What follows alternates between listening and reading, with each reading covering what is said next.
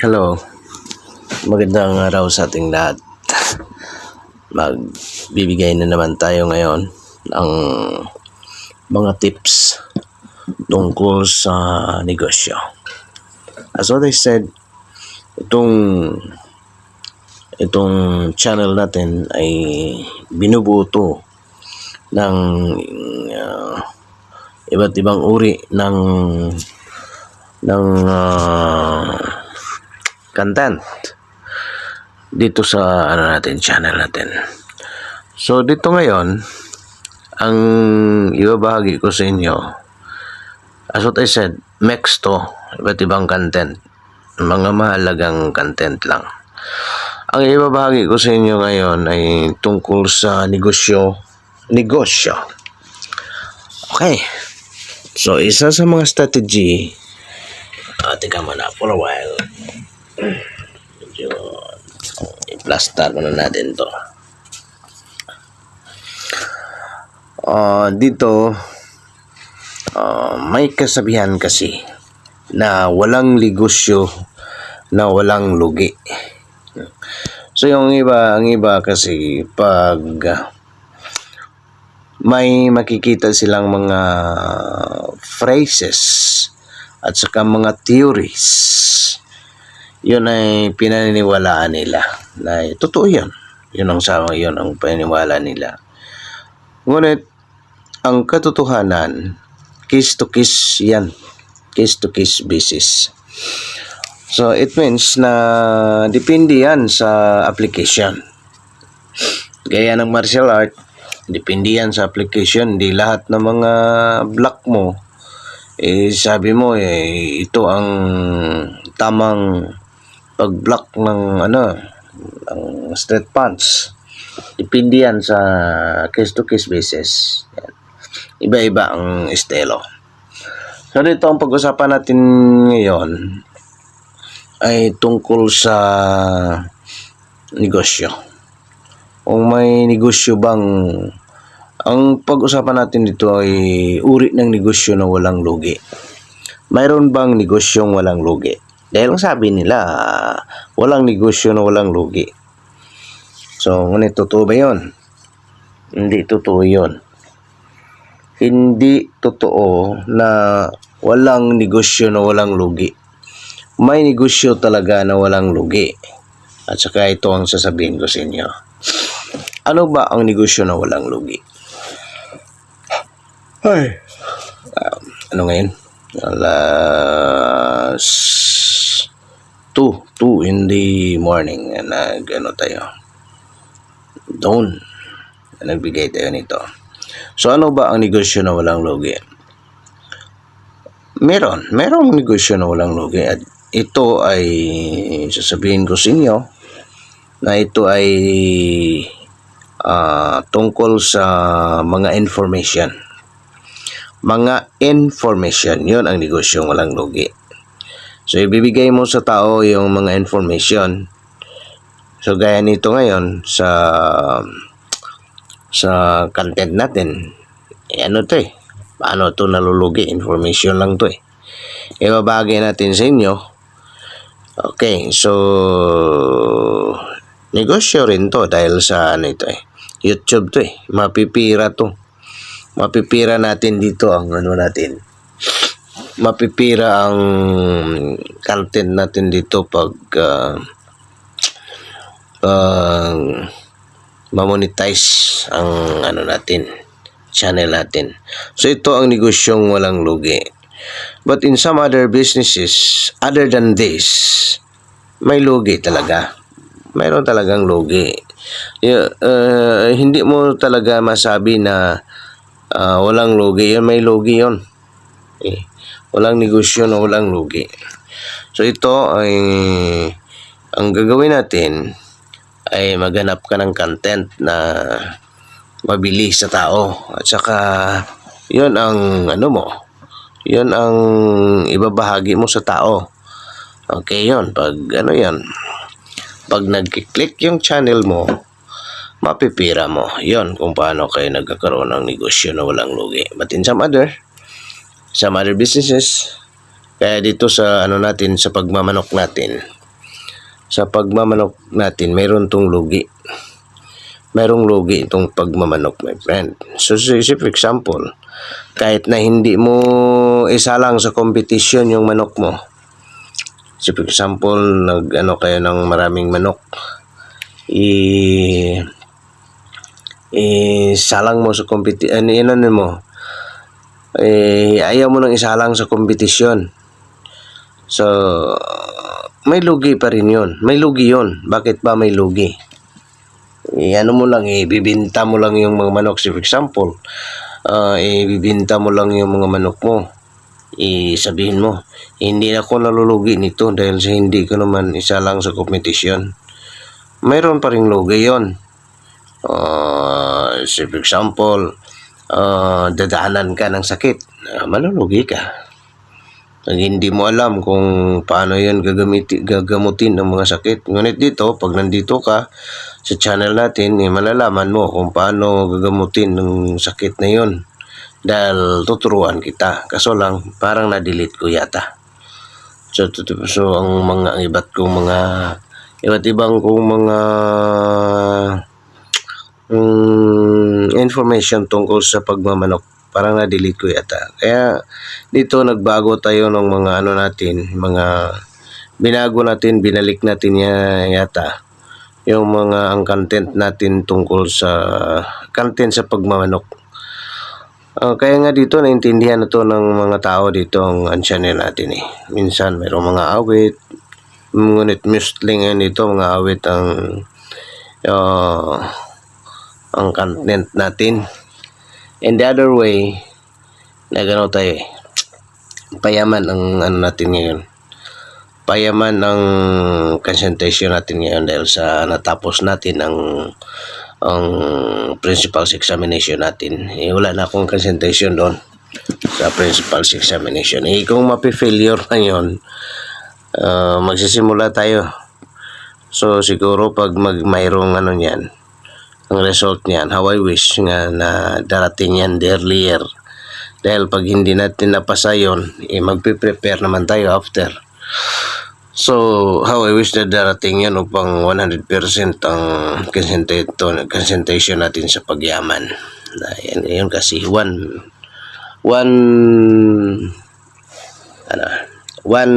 concern at a time. So, isa-isa lang muna dahil sa multitask ang natin.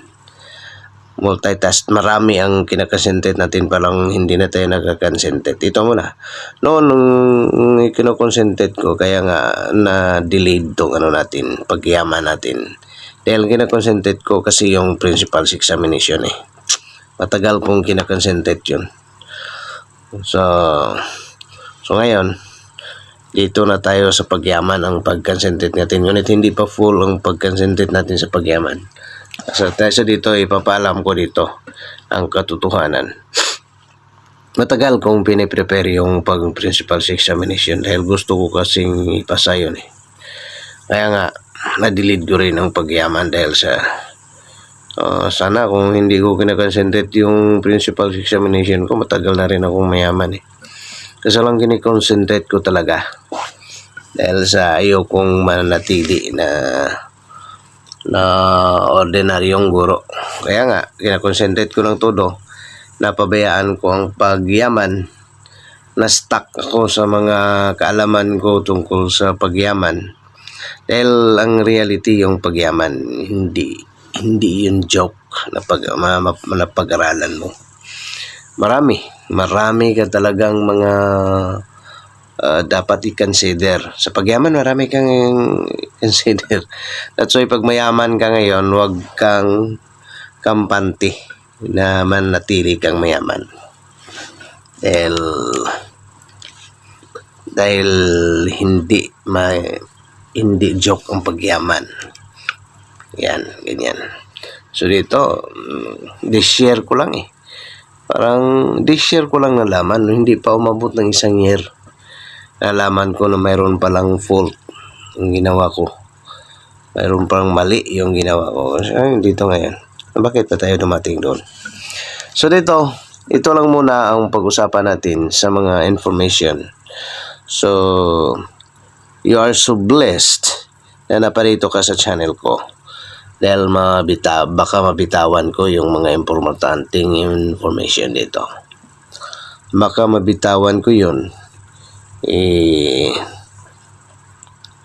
Ano ka na? Parang baka mabitawan ko yun. You are so lucky pag nakuha mo. Dahil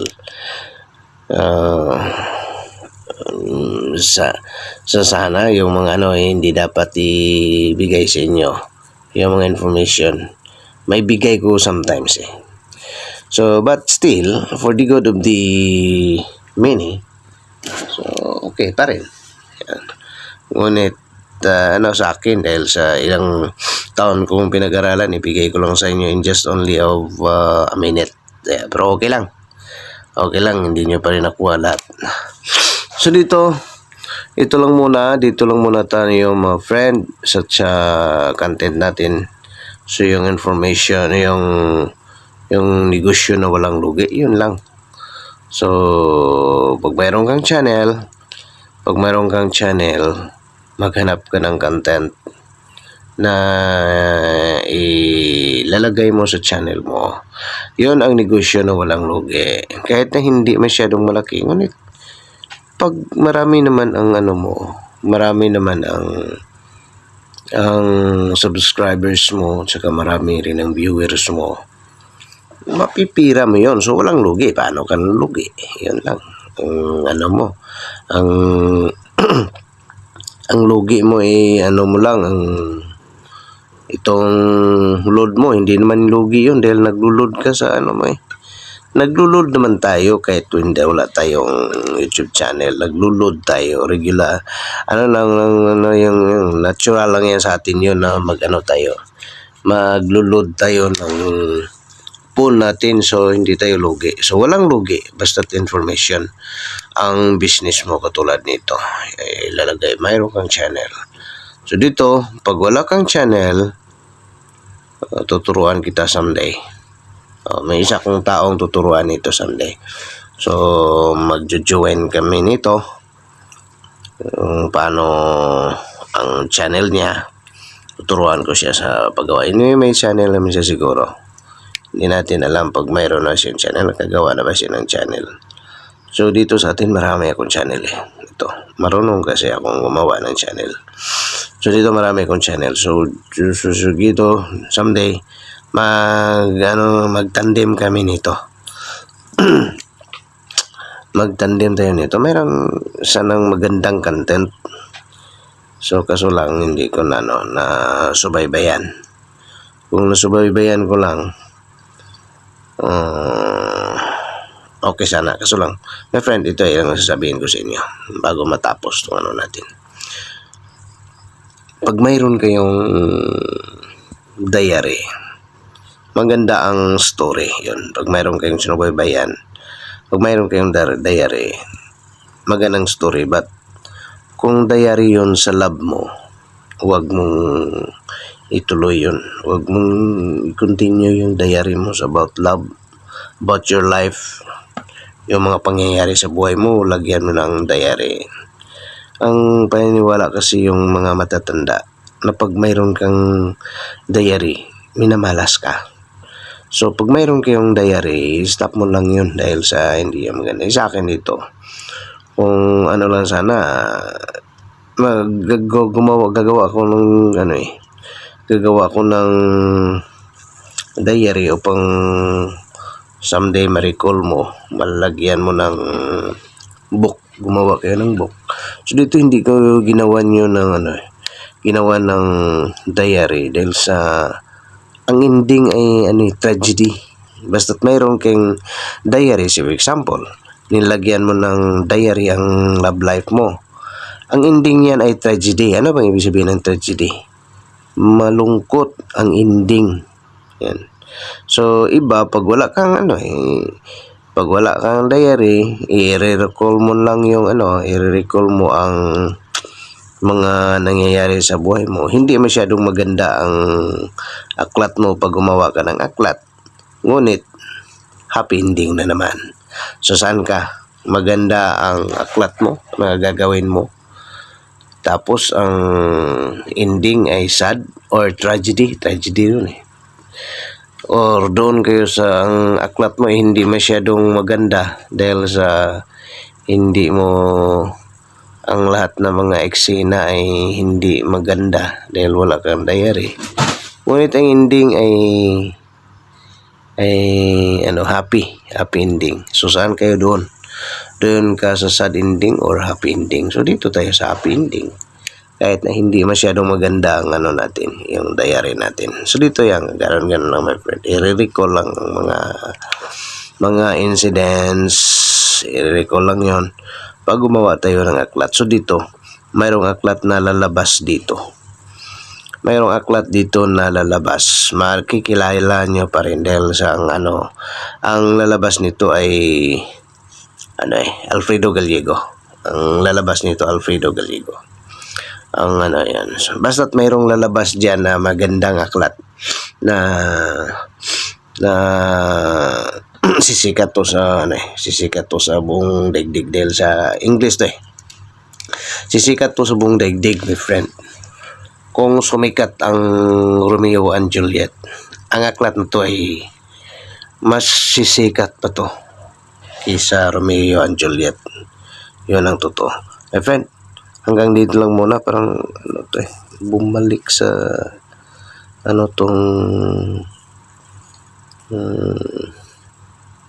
hindi ko naintindihan tong cellphone ko.